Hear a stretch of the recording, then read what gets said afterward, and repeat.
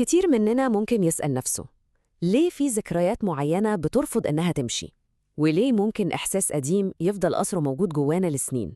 في الشرح ده هنكتشف مع بعض إزاي الجسم عنده ذاكرة خاصة بيه، وإزاي فهمنا للذاكرة دي ممكن يكون هو نفسه بداية طريق الشفاء. ودي هي الفكرة المحورية اللي بتغير كل حاجة. الصدمة النفسية مش مجرد حدث حصل في الماضي وخلص، لا، هي أشبه ببصمة حية سابتها التجربة دي على عقلنا ومخنا وجسمنا. بصمة بتغير طريقة تفاعلنا مع العالم حوالينا. وعشان كده ممكن صوت عالي مفاجئ يسبب لنا توتر، أو ريحة معينة تخلينا نحس بقلق من غير ما نكون فاهمين السبب بالظبط. طيب عشان نفهم إزاي الجسم بيتأثر لازم نبدأ من مركز التحكم نفسه، المخ. اللي بيحصل إن الصدمة بتعمل تغيير حقيقي زي ما تكون بتعيد توصيل أسلاك جهاز الإنذار اللي جوه مخنا. خلينا نشوف ده بيحصل إزاي. أول جزء معانا هو اللوزة الدماغية أو الأميجدالا. ممكن نتخيلها على إنها جهاز كشف الدخان بتاع المخ. وظيفتها الأساسية هي إنها تفضل تدور على أي خطر محتمل حوالينا، وأول ما تلمح أي تهديد حتى لو بسيط بتطلق صافرة إنذار بتجهز الجسم كله في أقل من ثانية عشان يا إما يواجه الخطر أو يهرب منه. وعلى الجانب الآخر فيه الجزء العقلاني من المخ، قشرة الفص الجبهة أو البريفرونتال كورتكس. ده بقى نقدر نقول عليه برج المراقبة.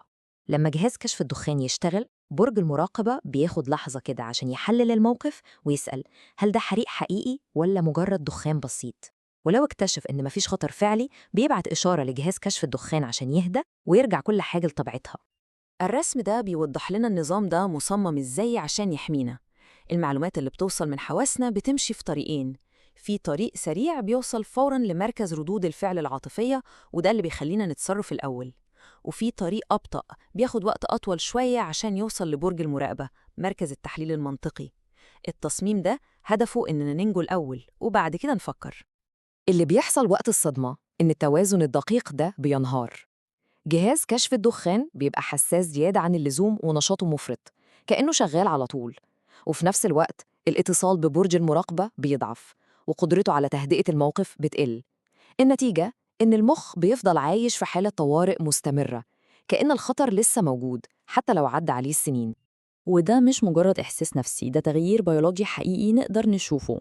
بصوا على مسح المخ ده، الجزء اللي منور بوضوح هو اللوزة الدماغية اليمين، وده دليل على نشاطها الزايد. معناه إن جهاز كشف الدخان بقى بيضرب عند أقل إشارة ممكنة. ده تغيير حقيقي وقابل للقياس جوه المخ.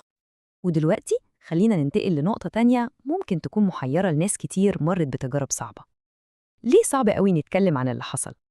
ليه الكلمات أحياناً بتخذلنا ومش بنلاقيها عشان نوصف التجربة؟ السؤال ده مهم جدا. ليه الكلام عن الصدمة ممكن يكون مهمة مستحيلة، مع إن الذكرى بتكون حاضرة بقوة لكن التعبير عنها بالكلمات بيبقى صعب قوي؟ مرة تانية الإجابة هنلاقيها جوه المخ. الإجابة هنا مدهشة جداً. الصورة دي لمسح مخ أثناء استرجاع ذكرى صادمة. هنلاحظ إن المراكز العاطفية والبصرية في المخ نشطة جداً ومنارة. لكن بصوا على منطقة براكا اللي هي مركز اللغة والكلام في المخ، تقريباً مطفية خالص. يعني وقت استرجاع الصدمة المخ بيقفل الجزء المسؤول عن ترجمة التجربة دي لكلمات. وده بيوصلنا لنتيجة مهمة جدا. بما إن مركز اللغة كان أوفلاين، فالمخ مش بيخزن الذكرى كقصة مرتبة ليها بداية ونص ونهاية. بالعكس بيخزنها على شكل شظايا حسية متفرقة، صور مفاجأة، أصوات، روايح وأحاسيس جسدية خام زي ضربات القلب السريعة أو برودة الأطراف. الذكرى بتفضل علقة كأحاسيس جسدية مش مفهومة. طيب بعد ما فهمنا إزاي الصدمة بتتخزن في الجسم وبتغير في طريقة عمل المخ، يفضل السؤال الأهم: إيه الحل؟ فهمنا العميق للمشكلة هو اللي بيفتح لنا أبواب جديدة تماماً للتعافي. ودي هي الخلاصة المنطقية لكل اللي فات. لو الصدمة متخزنة في أحاسيس الجسم يبقى الشفاء لازم يمر من خلال الجسم. الكلام والتحليل العقلي ليهم دور مهم، لكن لوحدهم ممكن ما يكونوش كفاية عشان يوصلوا للبصمة الجسدية العميقة دي. الرسم ده بيورينا إزاي جهاز الإنذار اللي في المخ بيأثر على الجسم كله. لما بيشتغل بيطلق سيل من هرمونات التوتر واللي بتسبب ردود فعل جسدية في كل حتة. القلب بيدق أسرع، العضلات بتتشد، وحتى الهضم بيتأثر. العقل والجسم مش حاجتين منفصلين، هما نظام واحد متكامل. وهنا نوصل لأهم جزء، رحلة التعافي. بما إن المشكلة متسجلة في الجسم يبقى لازم الحل يبدأ من الجسم برضه. في شوية مبادئ أساسية نقدر نعتبرها خطوات عملية. أول حاجة لازم نهدي جهاز الإنذار اللي شغال جوه ده. إزاي؟ بحاجات بسيطة جدا لكن تأثيرها قوي، زي تمارين التنفس العميق والبطيء. لما بناخد نفس بطيء وعميق، إحنا حرفياً بنبعت رسالة للمخ بنقول له الخطر خلص، ممكن تهدى. تاني خطوة هي إننا نرجع نحس بالأمان جوه جسمنا، وده بيحصل بتمارين بيسموها التجذير أو الجراوندينج. يعني ببساطة نركز كل حواسنا على اللحظة دي، نركز في إحساس رجلينا على الأرض أو ملمس القماش اللي لابسينه. دي بتسحبنا من دوامة الذكريات للواقع الآمن. بعد كده تيجي خطوة إعادة الاتصال بين العقل والجسم، ودي ممارسات زي اليوجا أو التأمل الحركي بتساعد فيها جداً، لأنها بتخلينا نراقب أحاسيس جسمنا بحيادية وبدون خوف. كل الخطوات دي بتمهد لآخر وأهم خطوة، إننا نقدر نتعامل مع الذكريات دي من غير ما تغمرنا وتسيطر علينا، لأننا بنبص لها دلوقتي من مكان آمن، من الحاضر. في النهاية، يمكن أهم خطوة في طريق الشفاء هي تغيير نظرتنا للصدمة نفسها، إننا نتوقف عن رؤيتها كعيب أو ضعف ونبدأ نفهمها على حقيقتها، إنها استجابة بقاء بيولوجية ذكية جداً في مواجهة ظروف غير طبيعية. والجملة دي بتلخص كل حاجة. ردود الفعل ما بعد الصدمة ليست علامة ضعف، إنها بيولوجيا البقاء.